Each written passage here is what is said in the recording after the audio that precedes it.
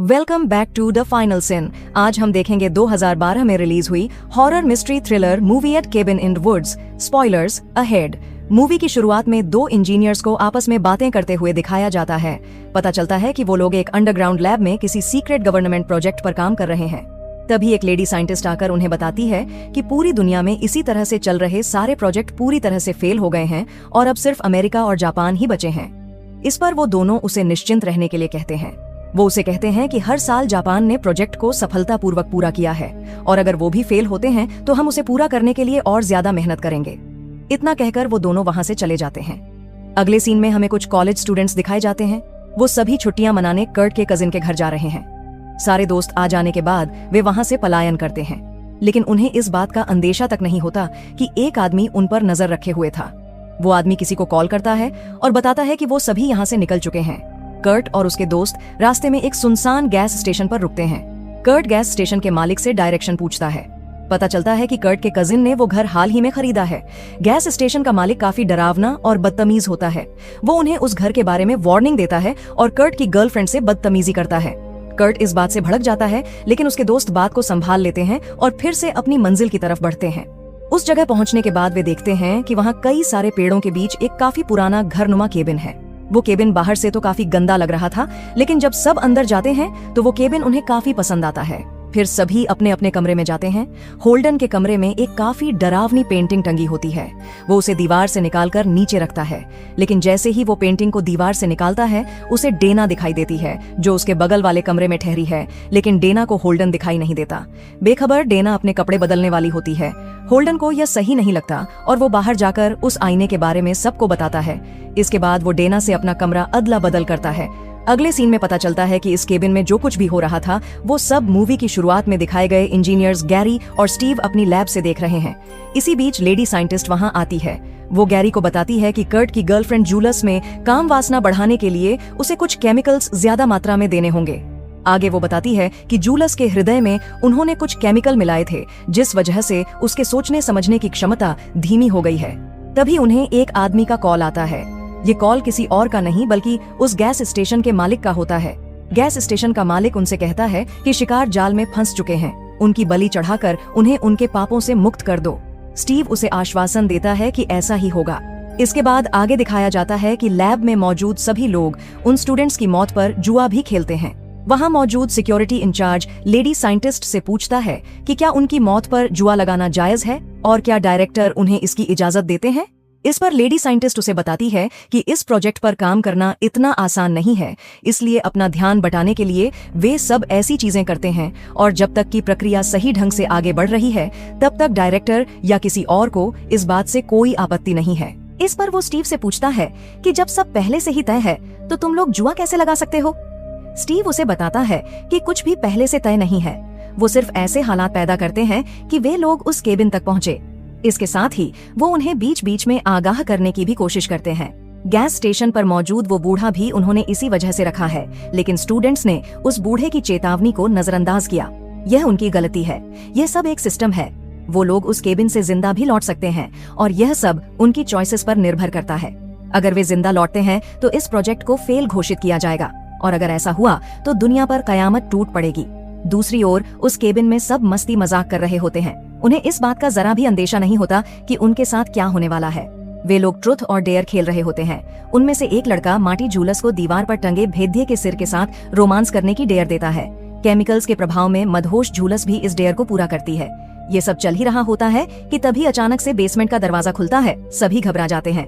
Jealous Dana को उस basement के अंदर अकेले जाने का डेयर देती है। डेना बेसमेंट के अंदर जाती है और टॉर्च की मदद से वहाँ क्या रखा है यह देखने की कोशिश करती है। वहाँ रखी एक लड़की की तस्वीर देखकर वो डर जाती है। उसके चिल्लाने की आवाज सुनकर बाकी सब भी वहाँ आते हैं। उस कमरे में काफी पुरानी चीजें होती हैं। कर्ट कहता है कि यह सारी चीजें शायद इस मकान के पुराने मालिक की होगी। फिर वो वहाँ रखी चीजों को देखने लगते हैं। डेना को वहाँ एक डायरी मिलती है। डायरी काफी पुरानी होती है और उस पर साल 1903 लिखा होता है। पता चलता है कि वो डायरी एना नाम की एक छोटी लड़की की है, जो इस केबिन के सबसे पहले मालिक की बेटी थी।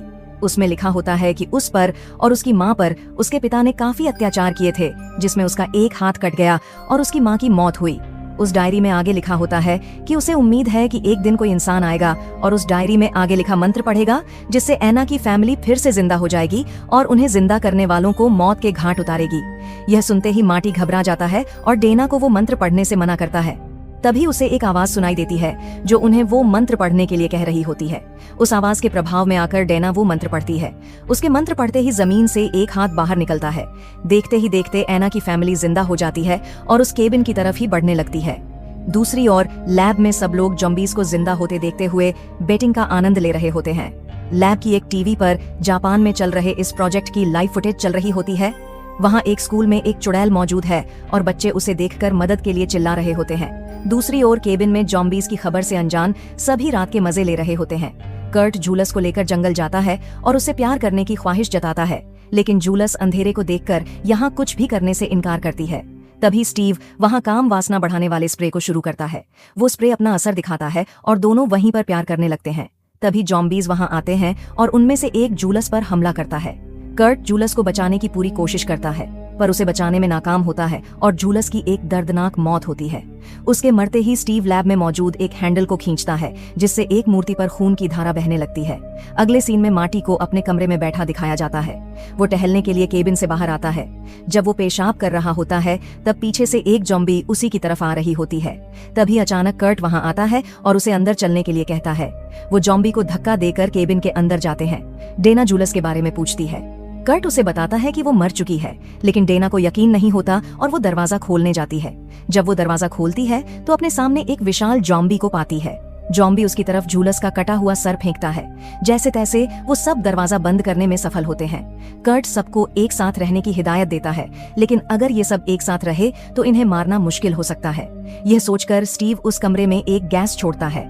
उस गैस की चपेट में आते ही कर्ट एकदम से बदल जाता है और सबको अपने अपने कमरे में जाने के लिए कहता है। सब लोग कमरे के अंदर जाते ही स्टीव हर कमरे का दरवाजा बंद कर देता है।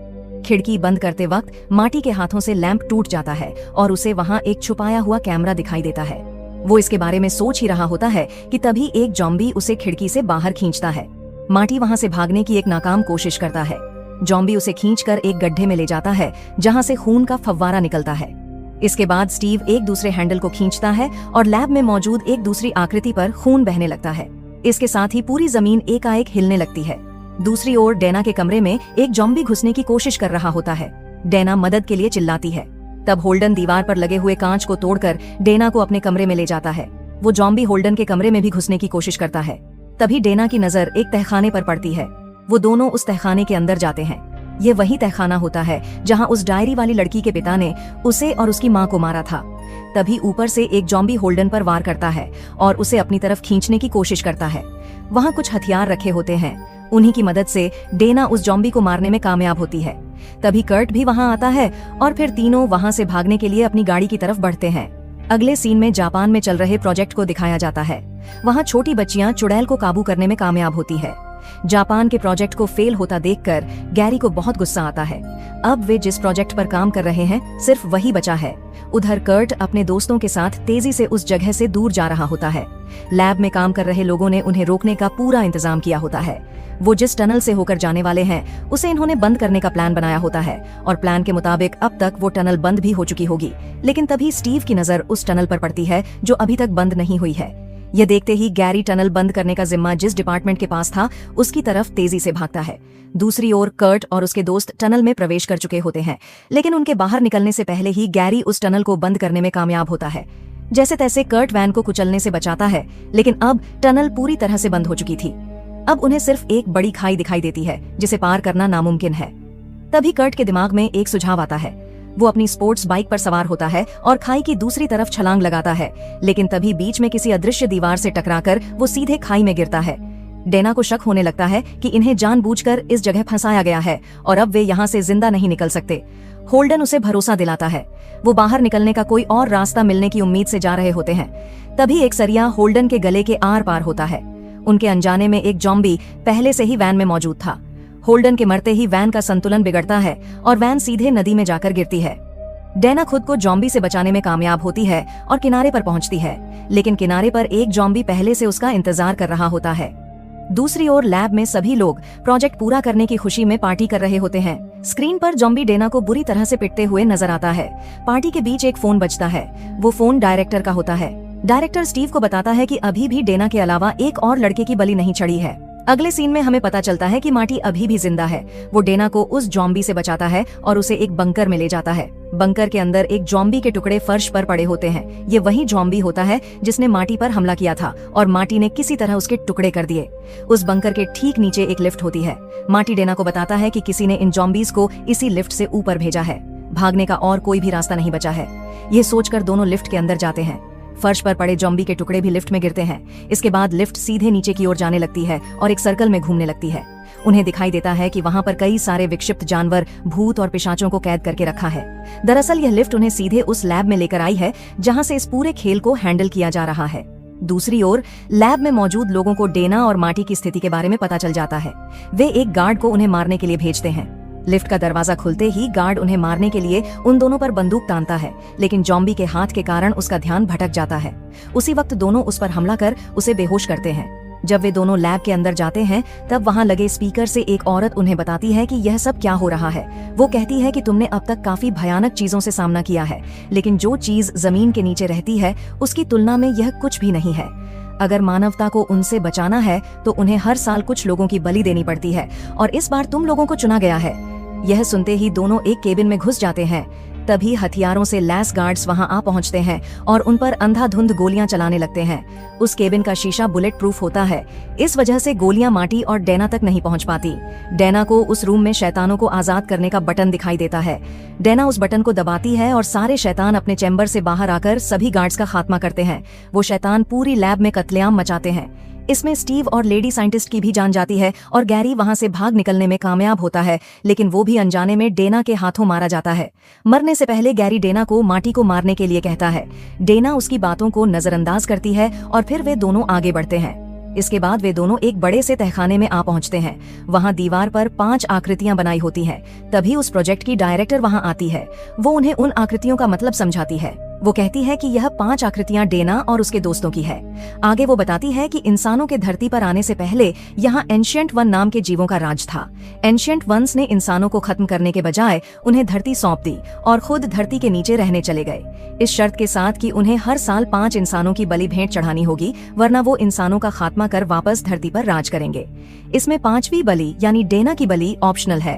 उसे बस मौत के डर से गुजरना होगा, जो वो गुजर चुकी है। उसे मरने की जरूरत नहीं है। वो उन दोनों से धरती को बचाने के लिए अपनी कुर्बानी देने की प्रार्थना करती है। मैती यह कहकर मना कर देता है कि जो हश्र तुमने मेरे दोस्तों का किया, तुम लोग भी उसी हश्र के लायक हो। लेकिन डेना मार्टी की कुर्बानी देने का मन बना चुकी होती है। वो मैती पर बंदूक तानती है। वो उस पर गोली चलाने ही वाली होती है कि तभी पीछे से एक वेव वुल्फ उस पर हमला करता है और उसके हाथों से बंदूक नीचे गिर जाती है। मार्टी उस गन को उठाने के लिए आगे बढ़ता है, लेकिन डायरेक्टर उस पर झपट पड़ती है। उन दोनों की लड़ाई चल ही रही होती है कि तभी जॉम्बी लड़की हाथों में कुल्हाड़ी लेकर आती है और उसे डायरेक्टर के सर में घुसाती है। मार्टी उन दोनों को धक्का देकर खाई में गिराता है। इसके बाद मार्टी और डेना साथ में बैठते हैं। दोनों एक दूसरे की जान लेने के लिए एक दूसरे से माफी मांगते हैं। डेना कहती है कि इंसान खुद शैतान बन चुके हैं और अब वक्त है कि कोई और आकर धरती पर राज करे। इसके साथ ही जमीन हिलने लगती है। थोड़ी ही देर में धरती फटती है और एक विशालकाय हाथ बाहर आता है और इसी के साथ यह मूवी समाप्त होती है।